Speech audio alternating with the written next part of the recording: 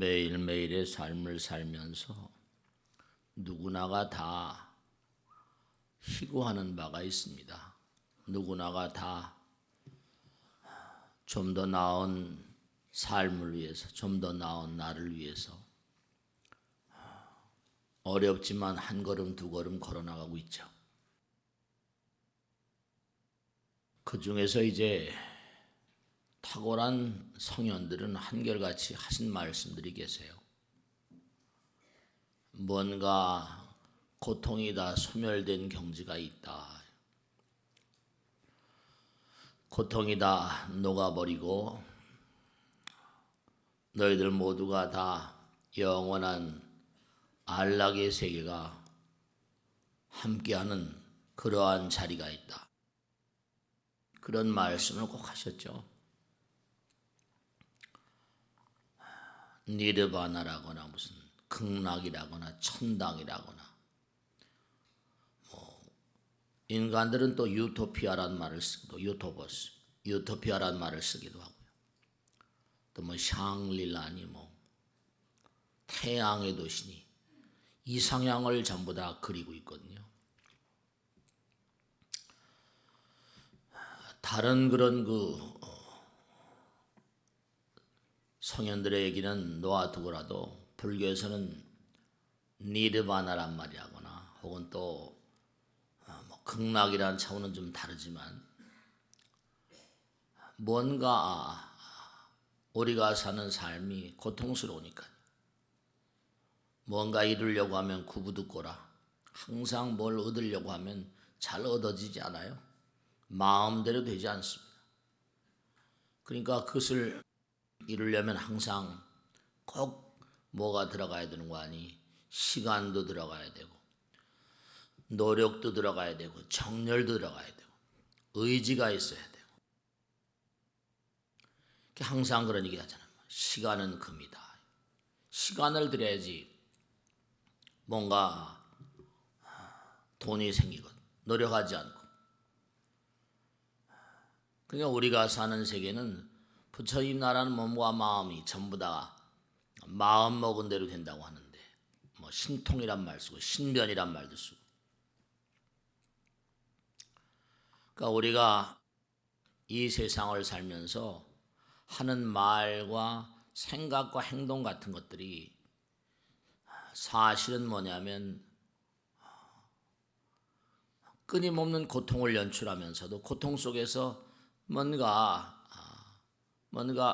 좀 더 나은 날, 새로운 날을 위해서 자꾸만 살아가거든. 그런데 우리가 꼭 생각해야 될 건 뭐냐면 참 이상해서 나의 말과 생각과 행동이 항상 부처님 말씀대로 내가 하는 말과 생각과 행동이 끊임없이 우리에게 뭔가 신호를 보내고 있어요. 무슨 신호를 보내고 있는가 하면은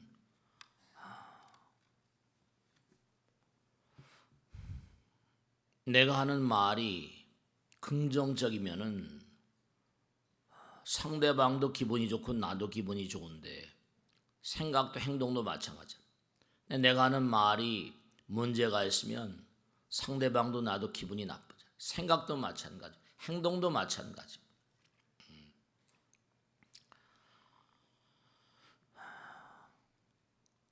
이와 같은 사실은 뭘 의미하는 거 아니? 우리의 말과 생각과 행동을 통한 어떤 경험의 세계가 내가 남과 더불어 함께하는 곳에서는 내가 남과 더불어 함께하는 곳에는 뭐예요? 장벽이 없어지니까 하나가 되는 곳에 나와 남을 해방시키잖아요. 장벽을 무너뜨려 버리니까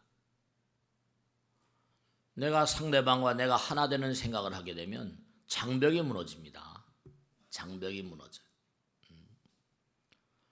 그러니까 우리의 말과 생각과 행동 일체가 다 가만히 따지고 보면 좀 우리가 심사숙고해서 조금 깊이 들어가 생각해 보면 우리의 삶 일체가 어떤 때 나에게 고통을 주고 어떤 때 나에게 즐거움을 주고 이런 것들이 전부 다 뭐냐면 부처님께서 대단히 섬세하게 우리의 모든 정신, 우리의 모든 삶의 흐름을 뭔가 해방시키려는 어떤 특수한 경향이 있기 때문에 그렇습니다. 우리가 무엇인지 해봐야 된다고 그러지 않습니까? 수영을 잘하려면 수영을 해봐야 알잖아요. 아무리 가르쳐봐야 소용없죠. 물속에 들어가서 물을 먹으면서 해봐야 되는 것처럼 내가 자유를 얻으려면 뭐죠? 오로지 경험을 통해서 자유라거나 해탈이라거나 해방이라거나 이런 것들은 자기가 해봐야 된다니까. 어떻게 해봐야 되는가?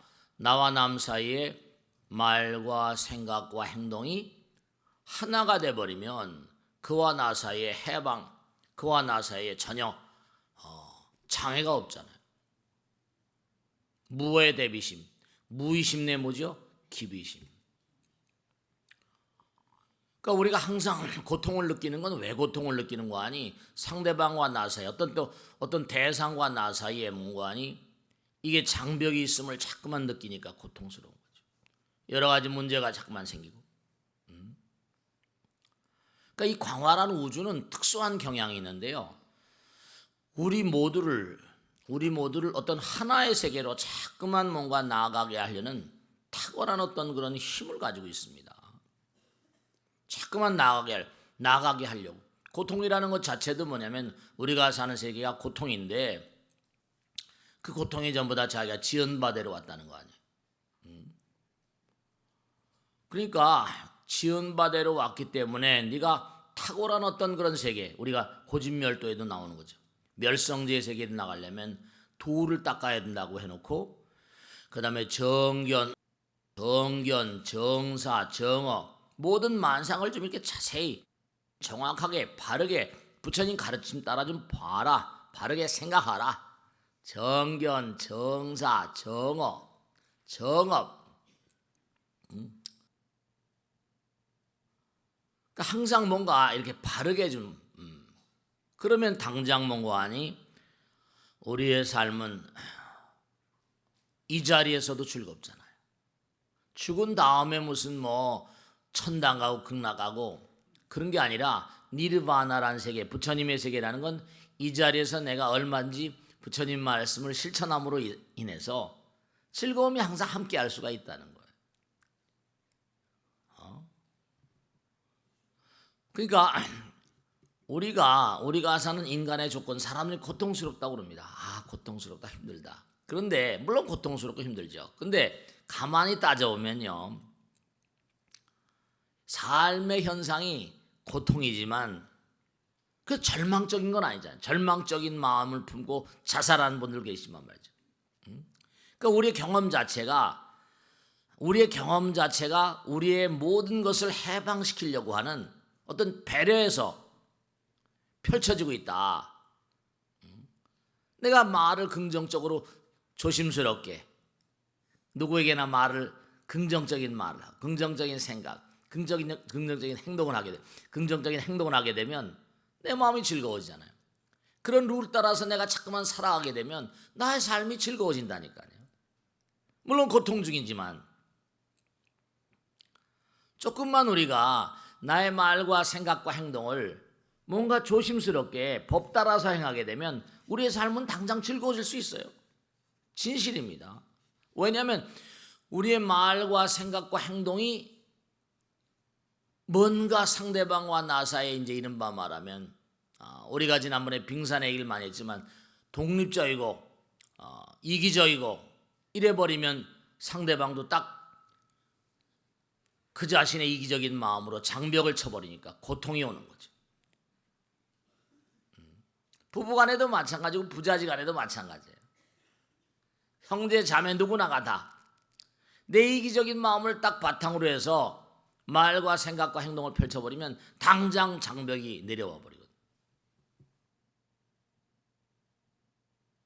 근데 스님 그건 현실 생활에서 쉬운 게 아니지 않습니까? 쉬운 게 아니니까 우리가 이제 그렇게 노력을 해가야 되는 거죠. 업장이니까.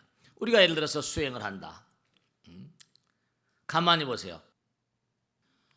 수행을 할 때 제일 중요한 게 스님 이거 참선을 처음 하시는 분들 말이죠. 하다 보면 다리 이렇게 가부좌를 쓰잖아요. 가부좌를 이렇게 꼭 해야 됩니까? 네, 꼭 해야 됩니다. 왜 가부좌를 꼭 해야 됩니까? 우선 중요한 것은 이 몸이라는 게 장애라거든요. 하나로, 이른바 말하면 하나로 집중해서 하나로 나가려면 몸의 여러 가지 감각적이고 지각적인 게 나 자신을 장애하잖아요. 몸으로선 하나로 만들어야 되거든요. 조복을 받아야 돼. 그러니까 우리가 이제 이런 말하면 가부좌라거나 이런 것들이 다 이게 중요한 거예요, 사실은. 또 그다음에 뭐죠? 호흡을 고르게 하잖아요. 호흡을 고르게 해야 돼요. 그 다음에 또 아주 중요한 게 뭐냐면은 세 가지를 대체로 지금 금방 말씀드린 대로 움직이지 않는 몸. 내가 결국 몸을 의식하지 않아야지만 몸이 자꾸만 몸이 말을 하게 되면 몸에 걸림이 있잖아요. 의식이 자꾸만 분산이 되고 깨지거든요. 그 다음에 이제 호흡을 하나로 모아가는, 그것도 하나로 모아가는 거예요. 호흡을 리드미컬하게, 호흡을 주시하는 것만으로도 굉장한 통일의 상태가 되는 거니까. 그 다음에 이제 이른바 말하면 주의를 집중해야죠. 집중하는 어떤 대상들 있죠. 뭐 화두를 챙긴다거나 뭐 대상에 집중을 한다거나 뭐 호흡에 집중을 해도 좋고. 그러니까 결국 장벽을 자꾸만 무너뜨려 가는 거예요. 몸이 자꾸만 말을 하게 되면 이게 하나로 모이기 어렵잖아요. 감각과 지각이 자꾸만 장애한다니까요. 그러니까 자꾸만 집중해서 하나로 되는 길은 뭐냐? 몸을 조복받고 생각을 조복받고 행동을 조복받고 이러면서 뭐냐면 이게 바로 하나의 길, 피닉스, 불사신의 길이라니까요. 영원 무궁한 길이란 말이에요. 참된 나 속으로 했던 어떤 그런 하나가 되는 길이라고 할까요? 수행이 왜 모든 그런 수행자들이나 스님들이나거나 이런 분들이 세속의 모든 걸 던지고 그와 같은 길을 가는가 하면 인간의 어떤 여러 가지 조건들, 나에게 고통을 낳는 조건들 이런 걸 자꾸만 내려놓고 가버리면 인간 조건의 어떤 폐해지라고 할까요? 여러 가지로 물질 생활에서 갈등이 많이 초래되니까요. 단일한 자세 속에서 집중이 가능하죠. 또 하나가 되는 길이에요. 훈련을 자꾸만 해야 돼요. 몸을 항복받아야 되니까. 몸을 항복받고 마음을 항복받고 하면 이건 모든 부처님으로부터 모든 위대한 조사들이 다 같은 길이니까. 그렇게 돼요. 몸에 대한 항복. 육신을 이겨내야 된다. 근데 우린 사실은 감각과 지각이라거나 이런 모든 현실 세계 내용들이 자칫하면 감각과 지각이 우리를 어디로 인도합니까? 감각이나 지각 같은 것들이 전부가 다 인간을 부패시킬 가능성이 많거든요. 종국적으로 우리 인간을 파멸로 몰고 갑니다. 결국 감각 때문에 지각, 이른바 말하면 감각적인 활동 때문에 우리가 호흡이 깨지거든요. 당장 화가 나면 분노, 화가 나면 호흡이 조절이 잘 안 되잖아요. 씩씩대고 말이죠. 호흡이 조절이 안 되면 온몸의 모든 흐름이 파괴됩니다. 호흡을 잘 하나로 자꾸만 나가게 되면요, 위대한 힘을 느끼게 되거든요. 하나의 힘을 느끼게 돼요. 그러니까 결국은 뭐냐면 우리가 세상을 살아가면서 끊임없이 감각을 제어하고 절제하는 이유는 그 감각의 어떤 그런 유혹에 져버리게 되면 몸은 점점 부패되고 붕괴되고 이런 과정을 겪어갑니다. 왜냐하면 이 몸은 감각 덩어리니까. 감각을 슬기롭게 잘 제어하고 운하항복기심, 금강경에 나오듯이 자기 마음을 잘 그렇게 항복받고 몸을 항복받고 조복받고 의식을 통제하고 이렇게 자꾸만 나가다 보면 우리의 의식 세계는 말이죠, 몇 가지 단계가 있는데 이렇게 눈을 뜨고 보는 세계, 이건 대낮의 의식, 현재 의식이죠. 그 다음에 이제 잠을 주무시게 되면 수면 중에 오는 어떤 꿈을 수반하는 의식이 있습니다. 두 번째 단계. 세 번째 단계는 꿈이 없는 의식이 있어요. 그 다음에 그 다음 단계, 그 다음에 하나의 의식 세계가 있고 뚜리아라고 말하는데 의식도 층이 다 달라요. 그러니까 우리가 뭐 유관이란 말, 뭐 천안, 해안, 법안, 불안 이렇게 있는 것처럼 의식의 세계 다 눈이 다르거든요. 그러니까 우선 우리의 몸과 마음, 말과 생각과 행동, 몸을 잘 우리가 조신한 마음, 너 좀 왜 이렇게 애가 조신하지 못하냐 이런. 몸을 잘 그렇게 몸을 잘 가다듬는 게 참 중요하거든요. 내가 자세를 가다듬는 노력을 하지 않아도 저절로 자세가 된다. 이런 사람은 공부가 많이 된 거죠. 우리가 뭔가 좀 이렇게 몸을 항복받는 것도 굉장히 어렵습니다. 감각을 이겨내는 건 또 얼마나 어려워요. 그러니까 우리가 정말로 그래서 뭐냐면 제가 지난 주일에 저 중국의 법당에 있어서 이제 갔다 왔는데 소림사회를 갔는데 말이죠. 상업화가 돼서 전부 다 그렇지만 이제 거기 소림사회 가면 뭐 여러분 뭐 사진 같은 데서 많이 보셨겠지만 소림권법 같은 데 뭐예요? 역근경에도 나오지만 고양이의 몸이라거나 무슨 여러 가지 동물들의 어떤 형상을 띈 무예를 하거든요. 왜냐? 대상과 하나가 되면 자연스럽게 그러한 힘인 그러한 말, 몸과 마음을 나의 몸을 가지고 그렇게 해나갈 수가 있고. 그러니까 우리가 이 현실을 살면서 우리의 말과 생각과 행동을 잘 가다듬으면 잘 응시해보면 알아요. 내가 상대방의 좋은 말, 좋은 생각, 좋은 행동 하나가 되는 거잖아요. 하나의 상황을 자꾸만 만들어가면 나는 현실 속에서도 즐겁다. 근데 이해가 개재되고 이익과 손실이 이렇게 뭔가 개재되고 이래버리면 그 다음서부터 고통이 오는 거죠. 그러니까 항상 그와 같은 이면에는 뭐가 서려 있는 거 아니? 너희들이 서로 이해가 상충이 되면 고통스럽다. 그러니까 항상 더불어 서로 하나로 그렇게 나가는 삶이 너희들에게 굉장히 의미롭다. 이런 걸 말씀해 주려고 하는 거거든요. 우리가 하나가 되면 어떻게 될까요? 하나가 되면은 오고 감이 없죠. 그죠? 하나가 되면 선과악도 없어져요. 지난번에도 오고 감이 없어지고 삶과 죽음이 없어져요. 하나가 돼버립니다. 이려지녀라고 하는 것처럼 우리가 태어나고 또 죽고 태어나고 또 죽고 계속 반복을 하잖아요.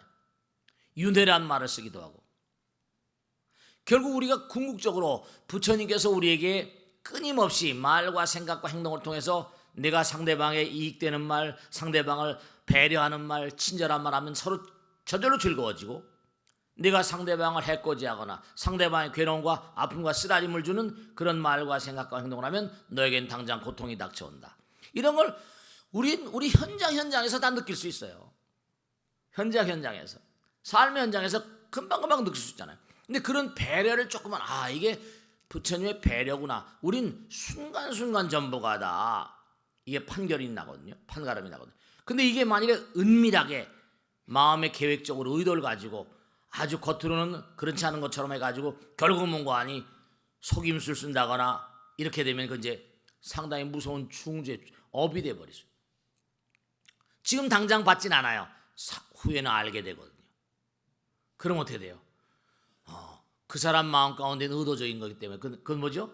이제 하는 수 없이 내 생으로 넘어가야 되고 받아야 되고 이렇게 되는 거예요. 내가 그냥 보편적으로 지금 현장에서 말하고 생각하고 내가 상대방이 나쁜 말 하게 되면 나쁜 말이 오잖아요. 나쁜 행동을 하면 나쁜 행동이 오잖아요. 그죠? 근데 의도적으로 아주 마음에 은폐해가지고 배신의 의도를 가지고 뭘 이렇게 아주 뭐라 할까요? 고의성을 가지고 뭔가 치밀하게 작전을 짜서 했다. 철저히 과보를 받습니다, 여러분들. 금생에 어떻게 받을 수가 없어요. 그 사람이 이익을 차지했단 말이죠. 내생에 가서는 처절하게 그것이 고통으로 다가옵니다. 이건 부처님께서 그러셨거든요. 가사 100천만 겁이 지난다 하더라도 지은 법은 사라지지 않아서 인연이 생기할 땐 틀림없이 받게 된다는 거예요. 그러니까 이거는 어떤 형태로 간에 지금 당장 두고라고 내세 두고라고 삼세 끊임없이 말이죠. 그러니까 우리가 매일매일의 삶을 살면서 뭘 터득을 해야 되는 거 아니? 광활한 우주는 부처님 나라구나. 부처님의 철두철미한 의도가 있구나. 근데 영가들은 이제 이 세상을 등졌다는 말씀이죠. 영가들은 이제 이 세상을 살면서 그러한 부처님의 가르침을 깨달은 그러한 분들도 계셨겠지만 그렇지 못한 분들은 또 어떻게 했어요? 한은숙 씨 이런 사람들은 또 계속해서 부처님 말씀을 또 통해 가지고 여러분들과 우리 모두가 조력을 해 가지고 그들 도와갈 수 있는 그런 길을 자꾸만 열어가야 되는 거예요. 근데 하나가 되면 어떻게 된 거 아니에요?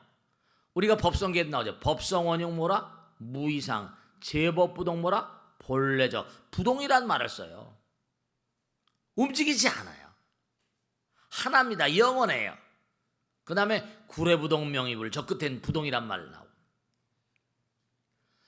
신신명에도 마찬가지. 모든 경계에 전부 다 부동한 거예요. 움직이지 않습니다. 움직이지 않아요. 움직이지 않으면서도 무한한 어떤 그런 그 힘을 가지고 계시죠. 이 우주 자체 참 우리가 이해하기 어려운 불가사의 경계지만 이 우주 자체는 뭐라? 부처님 나라라는 게 그래서 모든 중생들로 하여금 끊임없이 그 길을 걷게 만드시는 배려 같은 거예요. 그러니까 몸과 마음을 다해서 열심히 노력하는 사람들 실제로 그런 게 있잖아요. 뭐 신통력이라는 것도 있고 실제로 세속 사는 사람들은 그렇게 몸과 마음을 단련하지 않지만 열심히 기도하고 노력하는 사람들에게는 뭐예요?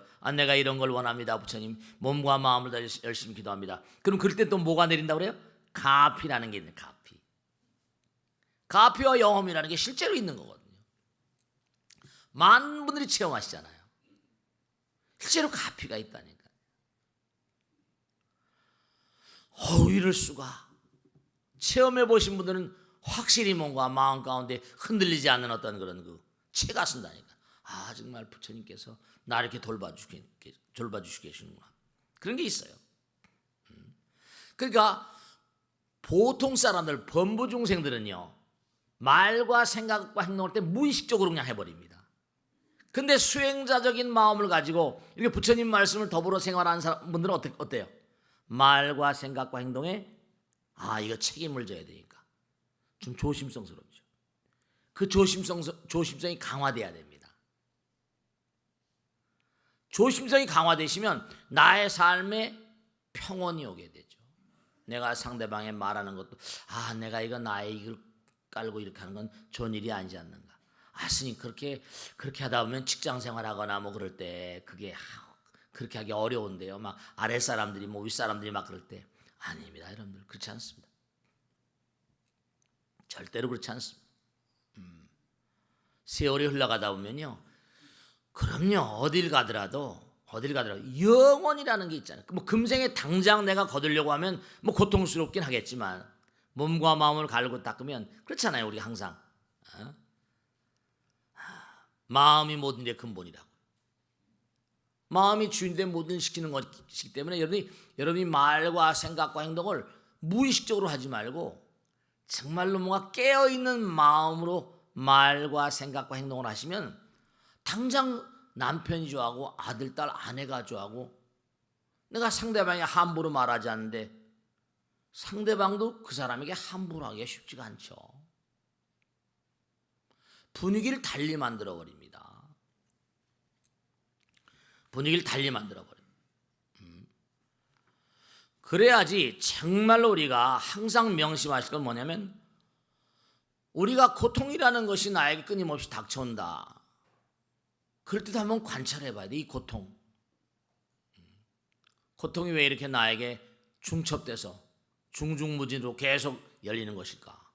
네, 부처님께서 하신 말씀대로 이 광활한 우주 무량한 별들의 세계는 교육을 위한 교육을 위한 장소라니까. 사바 세계도 마찬가지. 지옥이란 세계도 정말 지옥 감옥이 있잖아요. 지금 우리 이렇게 부처님 법문을 듣고 있지만 감옥에 계신 분들은 얼마나 답답하실까요? 바깥 세상을 살 때 마음대로 먹고 자고 있고 감옥에 가서 이렇게 법회라고 하다 보면 조그만 그런 면적에 들어서만 여러 명이 들어가지고 아주 고통스럽습니다, 여러분. 자기들끼리 또 엄청나게 싸우고요. 그러니까 거기는 간수라고 하면 교도관이라고 하면 몽둥이로 막 박달나무로 된 몽둥이. 요즘에는 안 그렇게 넘겠는데. 아유, 답답하죠. 뭐 먹는 게 제대로 몇 년형을 살라고 그래도 보세요. 굉장히 고통스럽습니다. 그러니까 부처님께서 뭐라고 하셨는 거 아니? 초월의 상태를 체험해보지 않은 사람들은 초월 상태를 체험한 사람들의 얘기를 들으라 그랬거든요. 부처님 말씀을 듣고 그 길을 가야 돼. 그리고 우리가 그 길을 자꾸만 이렇게 한 걸음 두 걸음 이렇게 나가보면 자기도 알 수 있어요. 그리고 부처님께 대한 감사로운 마음이 저절로 자꾸만 물밀듯이 흘러내려옵니다. 고통 가운데서 내가 기도한 이 기도를 통해서, 고통 가운데서 부처님 말씀을 통해서 내가 그것을 극복했다, 이겨냈다. 그럼 어떻게 됐어요? 정말로 말이죠. 정말 그때는 너무너무 어려울 때 그때는 부처님께서 나를 도와주지 않으셨다면 내가 어떻게 이렇게 갈 수 있었을 것인가. 그런 게 실제로 여러분이 살아보시면 느끼시게 된다니까요. 이 광활한 우주는 부처님의 나라이기 때문에 자비의 나라예요. 그리고 순간순간 우리가 말하고 생각하고 행동할 때 이게 자기 자신에 대한 책임의식이 분명해야 되는데 책임의식을 몰각하고 살기 때문에 불수자성 수용성이라 자기가 한 대로 다 받는 거예요. 한 대로 그냥 즉각 와버리니까 의도된 것은 좀 시간이 걸리고 다음에 받을 때는 호되게 받겠지만은 그게 다 그렇게 돼 있습니다.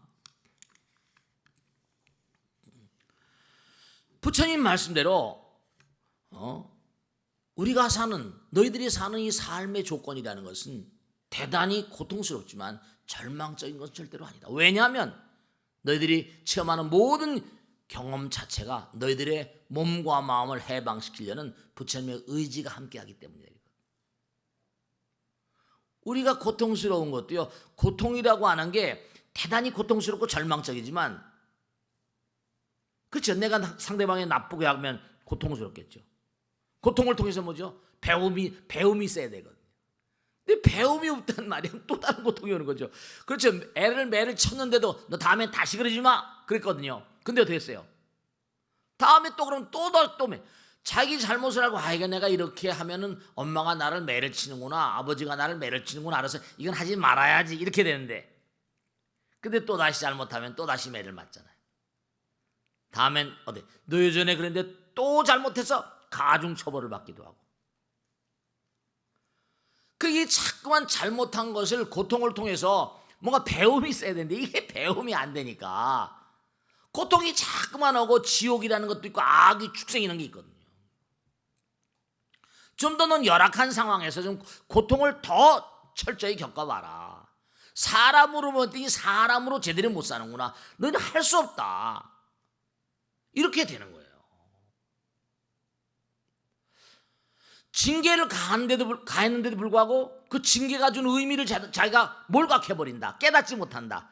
이래버리면 이건 그 다음엔 이 우주는요, 부처님 나라고 보이지 않는 나라지만 철통 같다니까요. 그러니까 조심성스러워야 돼요.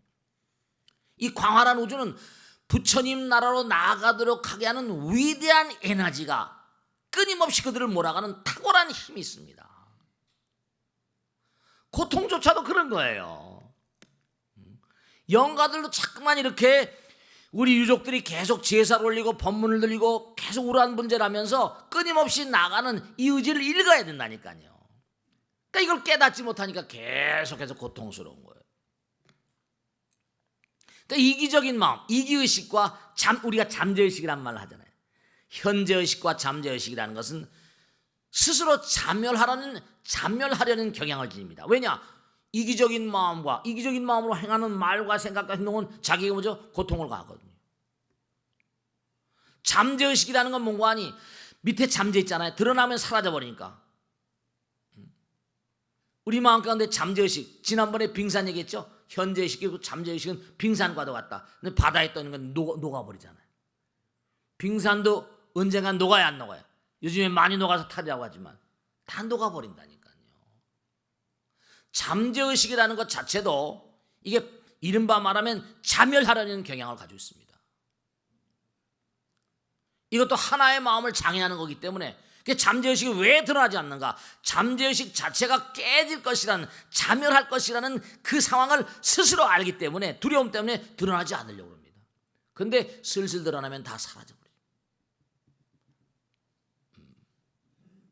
우리 밑바닥에 왜 잠재의식 깔려있다고 하는가? 잠재의식이 우리가 알라야식이라고 하는 것처럼 이기적인 마음이 자기의 삶을 이리저리 휘두르고 부정적인 마음으로 나가게 하잖아요. 그러니까 어떤 부처님의 어떤 거룩한 어떤 그런 그 마음에 따르고 보면 잠재의식이라는 건 대단히 이기적이거든요. 그렇기 때문에 감각적인 마음이라거나 이기적인 마음, 잠재의식적인 마음 같은 것은 이건 전부가 다 뭐냐면 파괴적이고 자멸적이고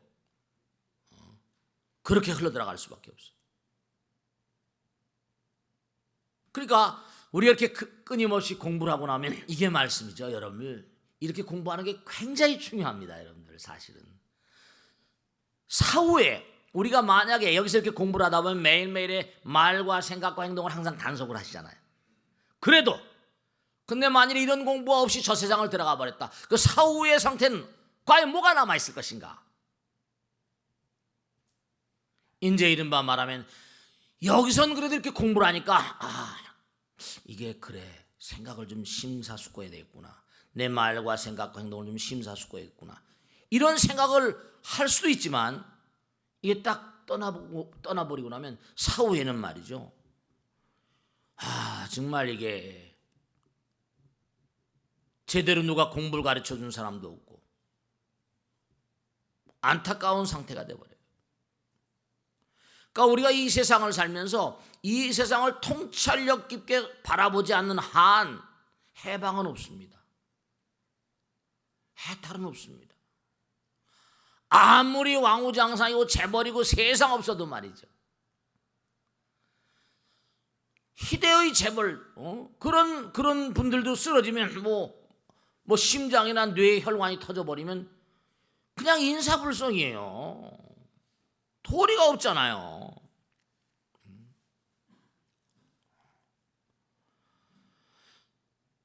만약에 정말 이 땅을 뭔가 의미롭게 살다가 나름대로 나의 말과 생각과 행동을 다스리는 수행자의 자세죠. 그런 자세로 살다 떠난 사람과 그렇지 못한 사람은 어떤 차이가 있을까요?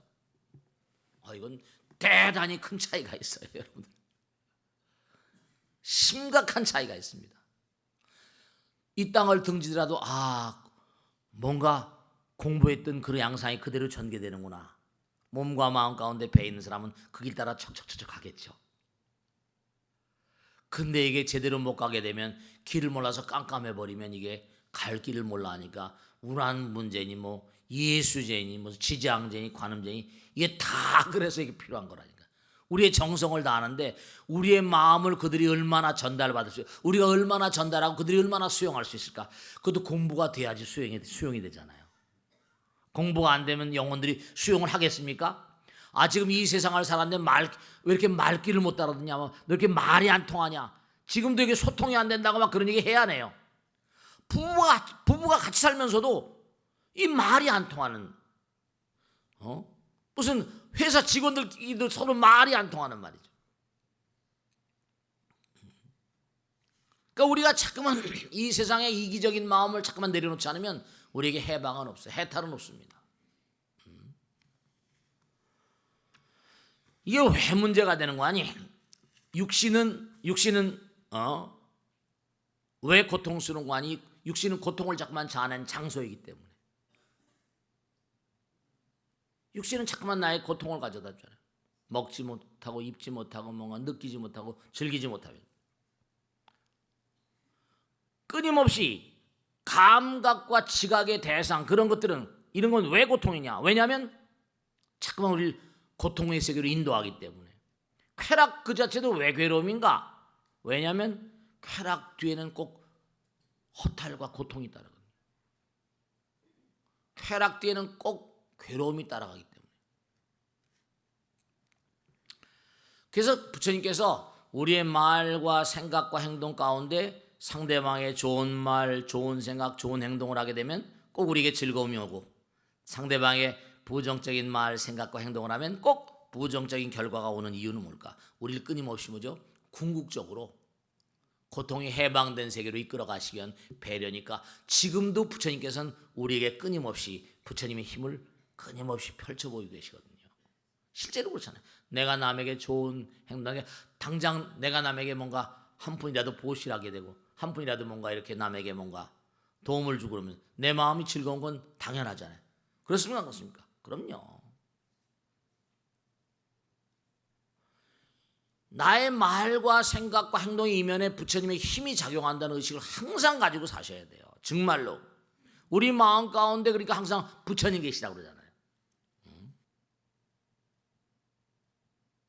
그러니까 우리가 항상 병고행난이다 한번 생각해 보세요. 그러니까 이게 참 깨달음이라는 게 굉장히 무서워요. 백겁적집제 뭐라 했죠?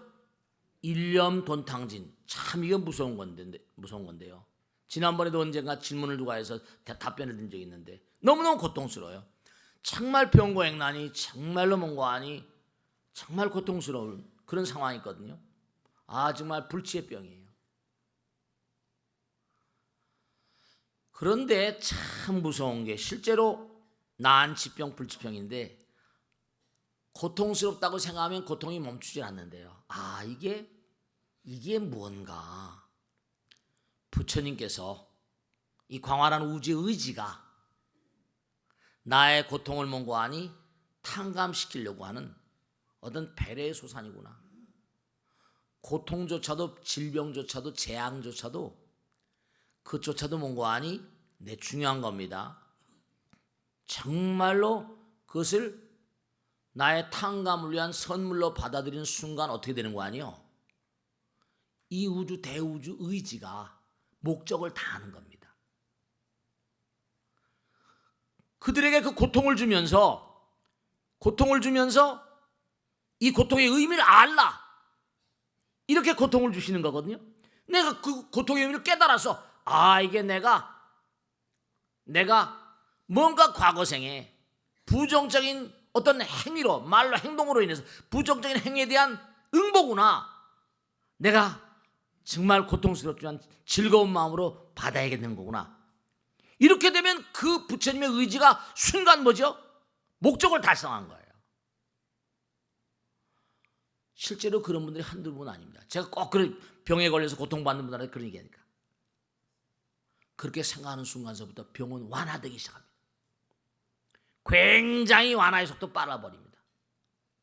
그러니까 투병이라고 하지 말라 그러죠. 병과 싸운다는 얘기 하지 말라 그러잖아요. 선물이다.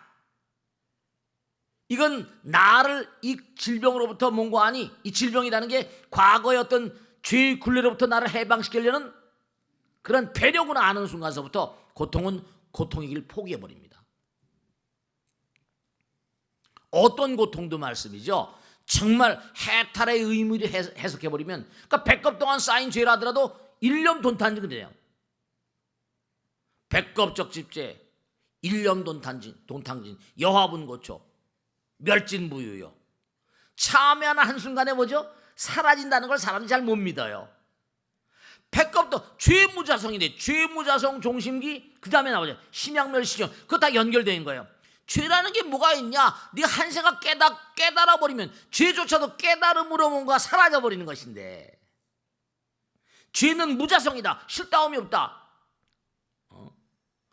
천년만년 억만년 억만거 깜깜한 방에 등불을 들고 들어가면 그 어둠이 사라지지 않겠다고 막 발버둥을 칩니까? 발버둥을 안 쳐요. 그러니까 여러분이 보살계를 받거나 이렇게 부처님 말씀을 딱 들으시면서 내가 지금 받고 있는 이 고통이라고 하는 것은 과거 생에 내가 지은 바 그것이 뭔가 녹아져가는 과정이구나 생각하는 순간서부터 뭔가 아니 어둠은 순간에 사라져버립니다. 심양멸시죄 욕망, 죄무자성 종심기, 죄라는 것은 실다움이 없다. 마음 따라 있는 것인가. 그러니까 심양멸시, 그 부정적인 마음, 내가 잘못 인식했던 심양멸시, 죄욕망, 죄망심멸, 양구공, 시중명이 진참이 그랬잖아요. 그 한 생각 내가 깨달아버리면 깨달으면 광명이라니까요. 깨달으면 광명이에요. 그러니까 이런 죄의식을 갖지 마세요. 정말 부처님 참여합니다. 제가 다음엔 정말 다시는 그러지 않도록 하겠습니다. 영가들도 마찬가지예요. 탁 깨달아버리면 그 자리가 극락이고 성불이라니까요. 그렇잖아요. 그죠? 천년만년 묵은 방에도 깜깜한 방에도 등불만 켜주면 당장 밝아지잖아요. 그러니까 우리가 참선을 한다, 좌선을 한다, 명상을 한다, 모든 게 다 뭐냐면 우선 제일 첫 번째 단계로 자세를 바르게 해야 되는 이유가 뭐냐? 몸을 항복받아요. 감각을 항복받는 거예요. 지각을 항복받는 겁니다. 호흡에 일념, 호흡에 몸과 마음을 던져놓고 그 다음에 집중을 하고 화두를 챙긴다거나 묻자를 챙긴다거나 화두에 집중하고 이 삼박자가 짝 맞아야 돼. 몸을 항복받고 하나의 통이라고. 그럼 어떻게 했어요? 위대한 자의 힘을 느낍니다. 정말로. 그래서 옛날에 위대한 도사들은 우선 뭐죠? 조신이다. 조신. 그 다음 뭐라? 조신. 그 다음 뭐예요? 몸을 조심, 마음을 조심, 조식 이러잖아요. 세 가지. 3조. 조신, 조식, 조식 이렇게. 그래서 하나로 들어가서 몸과 마음을 잊어버리면서 하나로 딱 들어가면 그 자리가 삼매 자리가 되고 찬연한 광명의 세계로 가고. 근데 이렇게 계속 우리가 하다 보면요, 자꾸만 하나의 자리에 들어가시게 되면 외부의 자극에 대해서 외부의 어떤 그런 자극이 나에게 뭔가 이렇게 온다 하더라도 비교적 거기에 쉽사리 동요되지 않죠. 쉽사리 뭔가 아니 거기에 함몰되지 않고 말씀이죠. 그러니까 이게 자연이 뭔가 아니 정말입니다. 자연이 깊이 들어가다 보면 여러분죠. 중국에 가보니까 우리나라도 마찬가지지만 이 지층 막 수십억 년 된 지층이 쫙 이렇게 있더라고요. 수십억 년 된 지층이 눌리고 눌려서 말이죠. 그러면 맨 밑바닥에 가게 되다 보면 우선 당장 뭐냐면 보이지 않는 영혼들의 세계를 만날 수 있을 것이고 나의 우선 전생도 볼 수 있을 것이고 여러 가지 능력들이 나오는데 그런 것들은 전부 다 가는 과정 중에 그냥 만나는 겁니다. 그게 절대로 대수로운 게 아니에요. 그런 거 하나 할 줄 안다고 해가지고 폼 잡아서는 절대로 안 되고 다른 사람이 마음을 안다거나 죽는 순간을 안다거나 비상한 어떤 그런 능력 같은 것들이 점점 깊이 들어가면 그런 것들이 느껴지게 되죠. 그러니까 우리가 정말로 이 세상 속을 살면서 이 세상 사람이 아닌 것처럼 살아야 되거든요. 부처님의 사람인 것처럼 살아야 돼. 그런 사람들이 많아야 되는데 그런 사람이 참 희소하니까 이 세상이 혼돈인 거예요. 다 그냥 뭔고 아니 저렇게 쓰러져 사라져갈 그런 존재들인데 말이죠. 아무리 재벌이면 뭐래요. 아마 모르긴 하더라도 그 어마어마한 걸 쌓았다가 떠날 땐요 아들 녀석한테 물려주면서도 저 녀석이 잘 갈까 안 갈까 노심초사 하겠어요 안 하겠어요? 노심초사 하죠. 야 정말 이거 저 녀석이 잘 갈까 안 갈까 참 정말 그것도 안타까운 일 거예요. 하여간에 미국이나 구라파나 일본 같은 데도 봐도요 우리보다 자본주의가 훨씬 그렇게 발달했던 나라들 보면요 무슨 재벌이고 이런 거 없습니다. 주식 정도 가지고 CEO가 있어서 전부 다 다스리고 막 이러니까 자기 흔적 존재도 없어요. 흔적 존재. 다 쓰러집니다. 유대인들은 이른바 로스차일드 가문 같은 뭐 이런 거 있어가지고 거기도 이제 또 뭐냐면 참 무서운 게 로스차일드 가문 같은 건 뭐예요? 절대로 자기 가문의 어떤 그런 그 사람들이 아니면 결혼 참 아들은 저 뭐 영국 런던으로 보내고 프랑크푸르트 뭐 이탈리아로 보내고 뭐 어디로 보내고 전 유럽을 장악하고 전 세계를 장악하고 자기 형제끼리 하니까 유전병이 그렇게 많다는 거 아니에요? 아마 그런 것도 곤란할 겁니다. 그러니까 우리가 삶을 도모하면서 이 세상 속을 살면서 현실의 삶과 영혼의 삶을 어떻게 조화롭게 살아가는가, 어떻게 이기고 살아가는가. 네, 이게 이제 색즉시공 뭐죠? 공즉색이고 색불이공 공불이색의 삶이에요.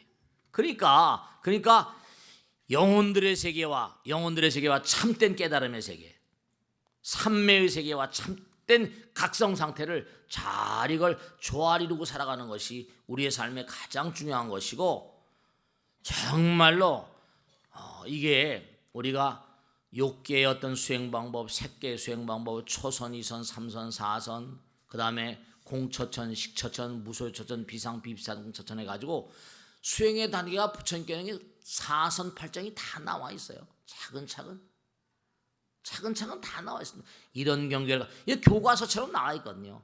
너희들이 이렇게 가면 이런 경계를 체험할 것이고, 이렇게 가면 그 다음 단계를 체험하게 될 것이고, 다 나와 있습니다. 근데 우리가 사실은 먹고 살기가 너무 힘드니까 그런데 마음을 쏟기가 너무 힘들죠. 그러니까 뭔가니 얄팍한 거 가지고 그냥 자기들 뭐 알고 그냥 뭐 해가지고 살아는 혹세무민이라고 하는데, 정말로 부처님께서 그러잖아요. 초능력이 생겼다 하더라도 행사하지 말라. 수행 가운데 저절로 드러나는 경지 같은 거니까요. 그러니까 인간이 어떻게 하면 우주화될 수 있는가, 우주화되는 어떤 과정 같은 거, 이런 게 아주 중요한 것이고, 이 우주는 텅 비어 있는 것 같지만 부처님으로 꽉 차 있습니다. 불신 충만 업업계라고 하잖아요. 그러니까 우리 인간들이 이 세상을 살면서 어떻게 우주화될 것인가, 색즉시공 뭐자? 공즉색, 어떤 절대의 세계와 일치하고 전체 세계와 일치하는 거, 통일장이라거나 어떤 이원성의 극복 같은 거, 이런 것 같은 것들이 우리가 이 삶을 살아가면서 우리에게 던져진 과제 같은 거예요. 그런 문제를 잘 푸는 사람들은 뭐죠? 상 받습니다. 이 요즘 철두철미한 보상 시스템이거든요. 보세요. 마지막으로 말씀드린 지옥, 아기, 축생, 아수라, 인간, 천상, 성문연각, 보살불. 요즘에 시진핑 우리 중국 무슨 주석이 와가지고 뭐 서로 관계를 하고 있는데 참 미묘한 얘기죠. 뭐 일본은 뭐라 북한하고 저렇게 하고 중국은 또 뭐라 남한하고 하고 말이죠. 미묘한 어떤 스타일의 흐름이 전개되고 있는데요. 어쨌든 그 사람도 무슨 옛날에 문화대혁명 때 저 그냥 막 지방으로 쫓겨나가지고 몇 년을 고생하고 말이죠. 막. 고생했던 사람들이니까 얼마 가는 말이죠. 중국이 잘 갈 겁니다. 국민의 아픔을 아니까. 그것도 큰 그런 재산이긴 하겠지만. 그러니까 우리가 정말로 이와 같은 시대를 살아가면서 정말 공부를 많이 해야 돼요.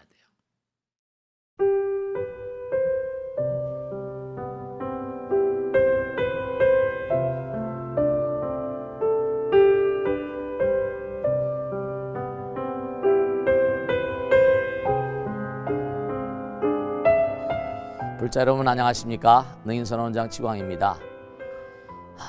이 불교 방송은 정말로 불교의 보배입니다.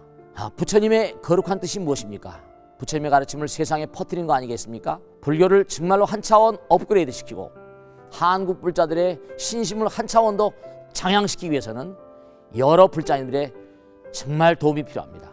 몸과 마음을 다해서 많은 불자님들 ARS 한 통에 이 불교 방송이 살아날 수 있습니다. 여러분의 관심과 그 다음에 편달이 한국 불교의 새로운 날, 그리고 새로운 시대, 새로운 차원으로의 도약으로 그렇게 우리 방송 불교를 그렇게 인도할 것이라고 확신합니다.